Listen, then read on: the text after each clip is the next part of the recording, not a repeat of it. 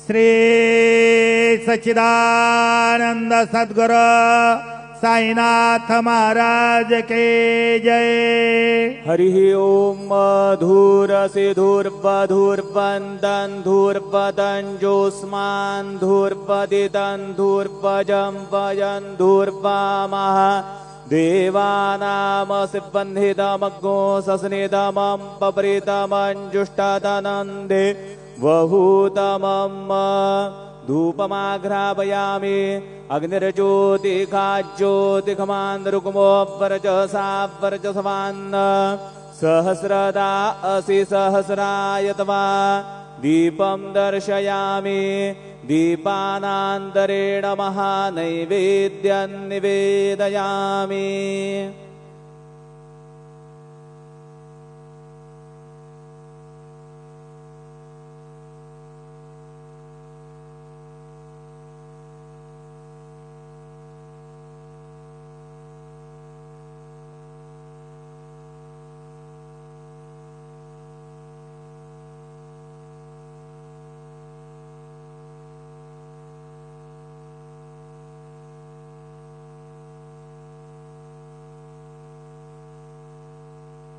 प्राणदा अपानदा व्यानदा वर्चोदा वरिवोदाः अन्यांस्ते अस्मत्तपन्तु हेतयः पावको अस्मभ्यग्नो शिवो भव।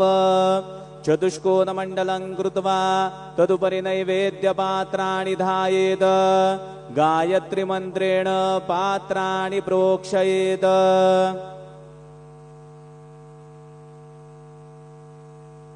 सत्यन्वर्देन परिघिञ्जामि धेनुमुद्रयाम् अमृतीकृत्य ग्रासमुद्रया ॐ प्राणाय स्वाहा ॐ अपानाय स्वाहा ॐ व्यानाय स्वाहा ॐ उदानाय स्वाहा ॐ समानाय स्वाहा ॐ ब्रह्मणे नमः। नैवेद्यमध्ये पानीयं समर्पयामि पुनर्नैवेद्यं निवेदयामि।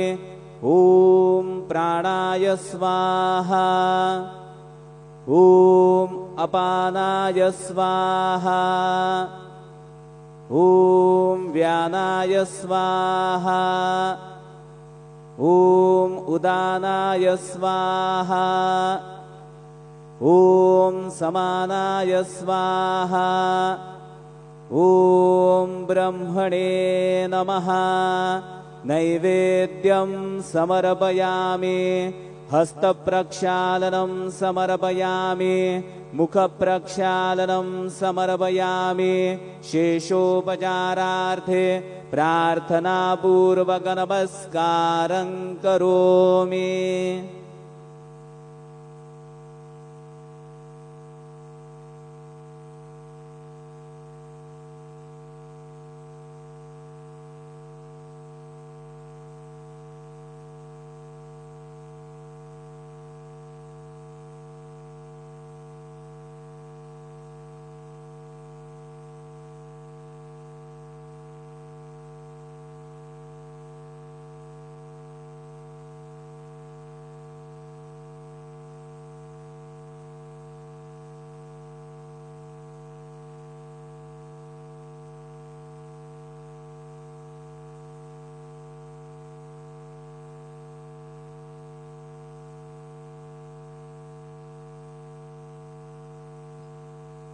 आता मध्यान आरती सुरू होत आहे। सर्वांनी एका सुरात आरती म्हणावी। अब मध्यान आरती शुरू हो रही है। आप सब एक सुर में आरती गाइए। श्री सच्चिदानंद सद्गुरु साईनाथ महाराज के जय। घेऊने पंचारती करू बाबांचे आरती करू साईंची आरती, करू बाबांची आरती.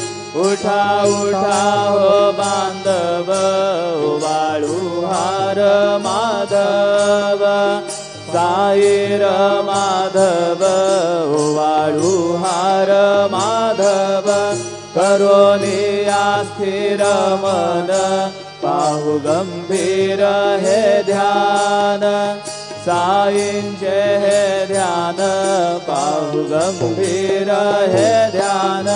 कृष्णनाथा दत्त साई, जडो चित्त तुझे पायी. चित्त बाबा पायी, जडो चित्त तुझे पायी. आरती साई बाबा, सौख्यदातार जीवा. चरण रजातली, द्यावा दासा विसावा. भक्ता विसावा. आरती साई बाबा, जाडून आनंद. सस्वरूपी राहे दंग, मुमोक्ष जनालावी. निज डोळा श्रीरंग, डोळा श्रीरंग. आरती साई बाबा, जयामनी जैसा भाव, तया तैसानुभव.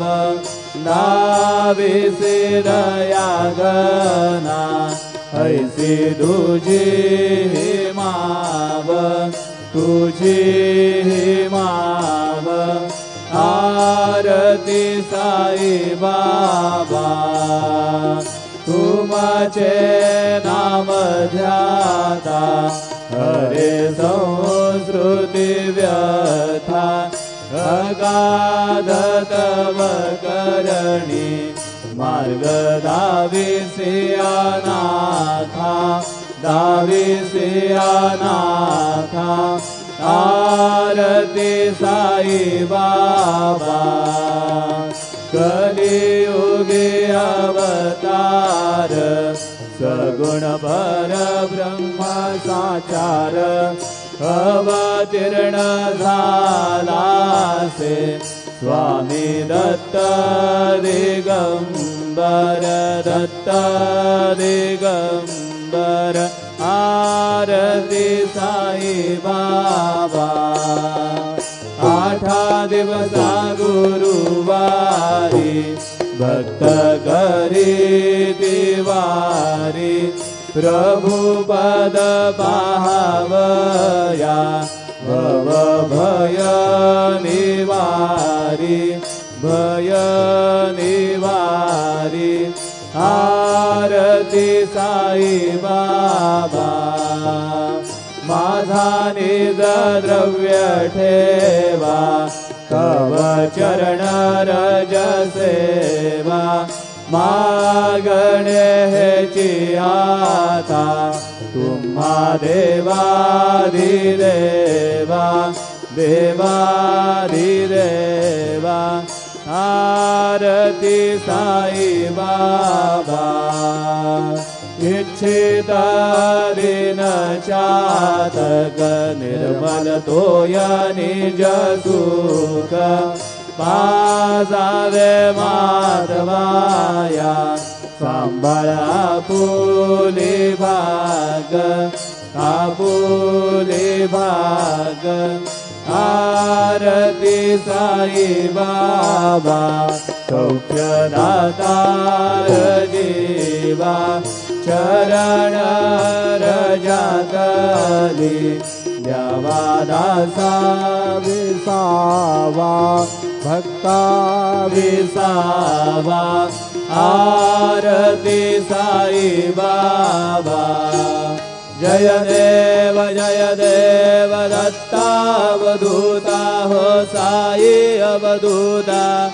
जोडून करतव चरणी ठेवितो माथा जय देव अवतरसी तू येता धर्माते ग्लानी नास्तिकांना हि तुला विसी निज भजनी धाविसी नाना लीला संख्य रूपांनी हरसी दीनांचे तू संकट दिन रजनी जय देव दत्तावधूता हो साई अवधूता जोडून करतव चरणी ठेवितो माथा जय देव यवन स्वरूपी ऐक्या दर्शन द्वादिदले संशय निरसून यादत वैता घालविले गोपी चंदा मंदा द्वांजे उद्धरिले मोविन वंशी जलमुनि लोकाधारियले जय देव दत्तावधूता हो साई अवधूता जोडून करतव चरणी ठेवितो माथा जय देव वेदन दत्तवी हिंदू यवनांच्या गायी दावायासी झाला पुनर्विनर देही पाहसी प्रेमाने तू हिंदू यवनाही दादिसी आत्मत्वाने व्यापक हा साई जय देव दत्तावधूता हो साई अवधूता जोडून करतव चरणी ठेवितो माथा जय देव देवा साई नाथा त्वत्पदनत भावे परमाया मोहित जडमोदन धणी भावे त्वत्कृपये सकलांचे संकट निरसावे देशील तरी ते त्वद्यश कृष्णाने गावे जय देव दत्तावधूता हो साई अवधूता जोडून करतव चरणी ठेवितो माथा जय देव शिर्डी माझे पंढरपूर साई बाबा रमावर साई बाबा रमावर शुद्ध भक्ती चंद्रभागा भाव पुंडलिक जागा भाव पुंडलिक जागा याहो अवघे जण करू बाबांसी वंदन साईंसी वंदन करू बाबांसी वंदन गणू म्हणे बाबा साई धाव पाव माझे आई पाव माझे आई धाव पाव माझे आई घालेन लोटांकन बंदीन जरण डोळ्यान पाहिन रूप तुझे प्रेमे अलंगेन आनंद पूजिन भावे उबाळीन म्हणे नाम त्वमेव माता पिता त्वमेव बंधुच सखा त्वमेव विद्या द्रविडं त्वमेव सर्वं मम देव कायेन वाचा मनसेन्द्रियैर्वा बुद्ध्यात्मना वा प्रकृति स्वभावा करोमि यद्यत् सकलं परस्मै नारायणायति समर्पयामि अच्युतं केशवं राम नारायणं कृष्णदामोदरं वासुदेवं हरिं श्रीधरं माधवं गोपिकावल्लभं जानकीनायकं रामचन्द्रं भजे हरे राम राम हरे हरे हरे कृष्ण कृष्ण कृष्ण हरे हरे श्री गुरुदेव दत्त हरि ओम जज्ञेन यज्ञमयजन्त देवास्तानि धर्माणि प्रथमान्यासन्न हेहनाकं महिमान सजन्त यत्र पूर्वे साध्या सन्ति देवाः ॐ राजाधिराजाय प्रसह्य साहिने नमो वयं वै श्रवणाय कुर्महे समे कामान् कामकामाय मह्यं कामेश्वरो वै श्रवणो दधातु कुबेराज वै श्रवणाय महाराजाय नमः ॐ स्वस्ति साम्राज्यं भोज्यं स्वराज्यं वैराज्यं पारमेष्ट्यं राज्यं महाराज्यमाधिपत्यमयं समन्तपर्याः ईशात् सार्वभौमः सार्वा युषान्नादात् परार्धात् पृथिव्यै समुद्रपर्यन्ताया एकराळदिनिदप्येष श्लोको भिगीतो मरुतः परिवेष्टारो मरुतस्यावसङ्गृहे आवीक्षितस्य गामप्रीर्विश्वे देवाः सभासद श्रीनारायण वासुदेवाय सच्चिदानन्द सद्गुरु साईनाथ महाराज की जय। अनन्तातुलादे गसेरे स्तवावे अनन्तातुलादे गसेरे नमावे अनन्तामुखान्दाशिणे शेषगादा नमस्कार साष्टांग श्री साईनाथ स्मरावे मनित्वत्पदानित्यभावे उरावे तरी भक्तीसाठी स्वभावे करावे जगातारुणी माय दादा नमस्कार साष्टांग श्री साईनाथ वसे जो सदा वया संतलीला दिसे आज्ञलोकां परिजो जनाला परिअंतरि ज्ञान कैवल्यदाता नमस्कार साष्टांग श्री साईनाथ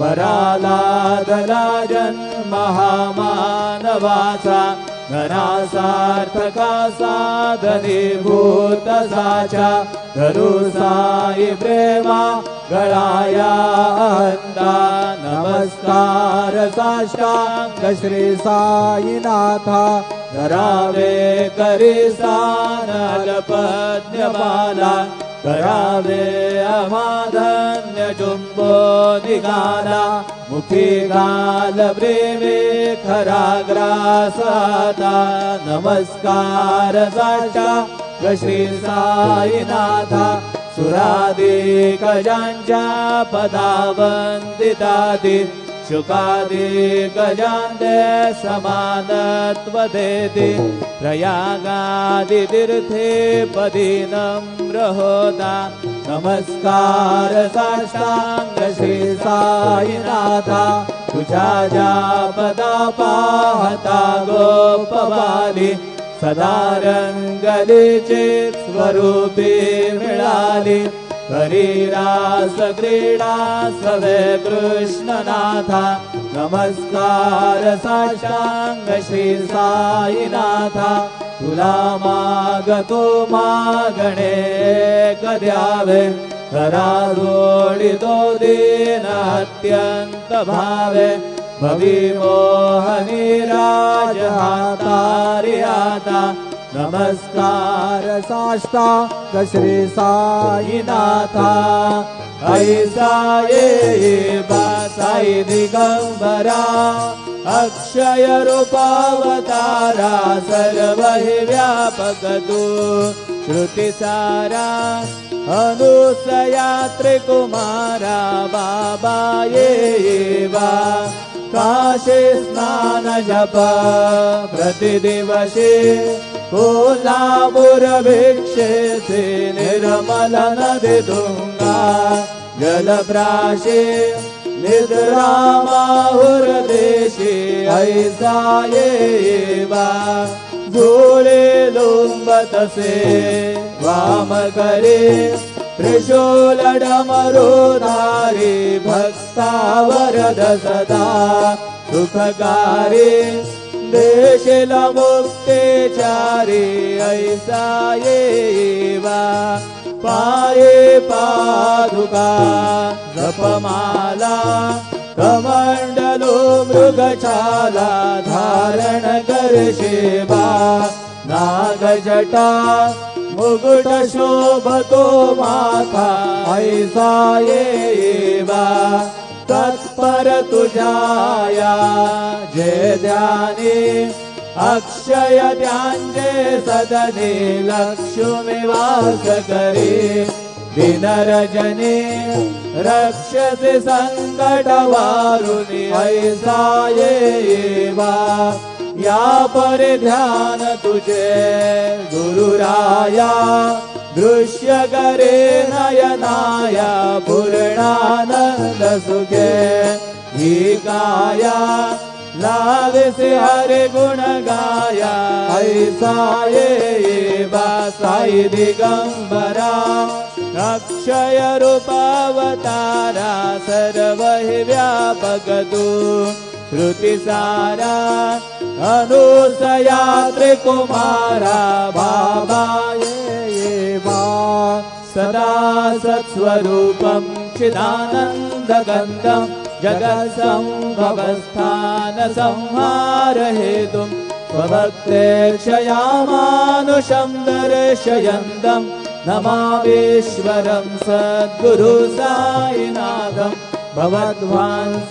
विद्वांसमार्ताण्डवेड्यं मधुवागतीतं मुनिर्ध्यानगम्यं जगद्व्यापकं निर्मलं निर्गुणं त्वां नमामीश्वरं सद्गुरु साईनाथं भवाम्भोधिमगनार्दितानां जनानां स्वबाधाश्रितानां स्वभक्ति प्रियाणां समुद्धारणार्थं कलौ सम्भवन्तं नमामीश्वरं सद्गुरु साईनाथं सदा निम्बवृक्षस्य मूलाधिवासात् सुधास्राविणं दीप्तमप्यप्रियन्तं तरुं कल्पवृक्षाधिकं साधयन्तं नमामीश्वरं सद्गुरु साईनाथं सदा कल्पवृक्षस्य तस्यादिमूले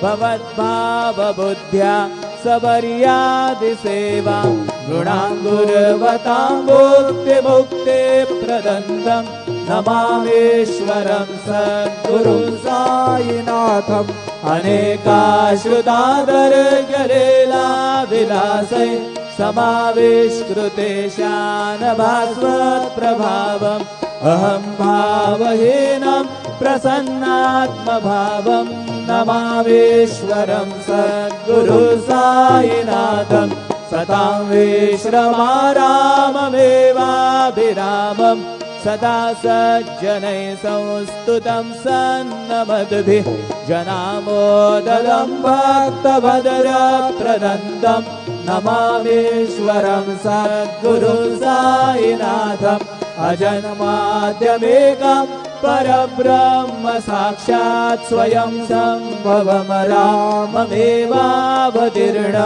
भवद्दर्शनात् सम्पुनीता प्रभोऽहं नमामीश्वरं सद्गुरु साईनाथं श्री साईश कृपानिधे किल नृणां सर्वार्थसिद्धप्रद युष्मत्पादरज प्रभावमतुलम् दाता विवक्ता क्षमः सद्भक्त्या शरणं कृताञ्जलिपुट सम्प्रार्विदोऽस्मि प्रभो श्रीमत्साई परेश पादकमलान् नान्यच्छरण्य मम साई रूपधर राघवोत्तमं भक्तकाम विबुधद्रुमं प्रभु माययोपहतचित्तशुद्धये चिन्तयाम्यमहर्निशं मुदा शरत्सुधांशुं प्रतिमं प्रकाशं कृपादपात्रं तव सायिनाथ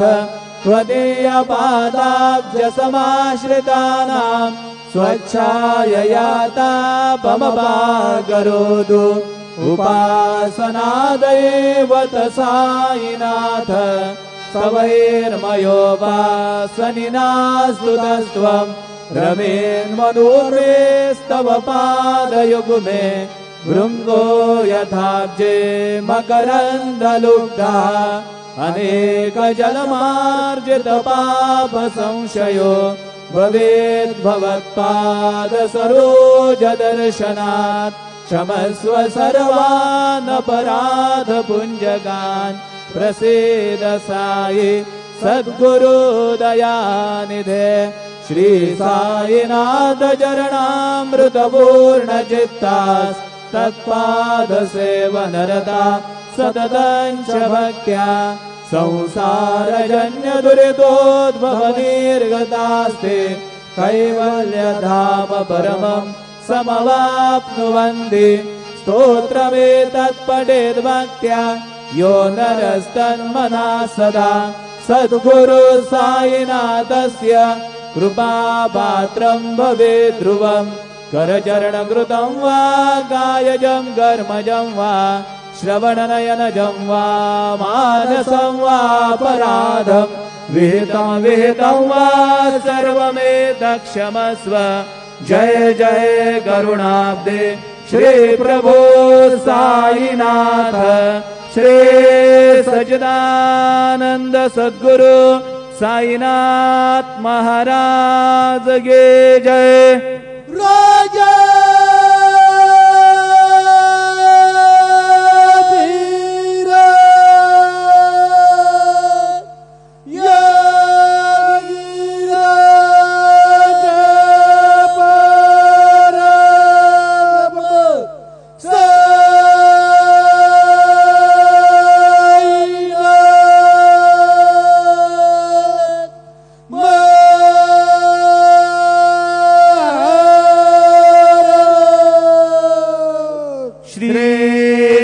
सच्चिदानंद सद्गुरु साईनाथ महाराज की जय।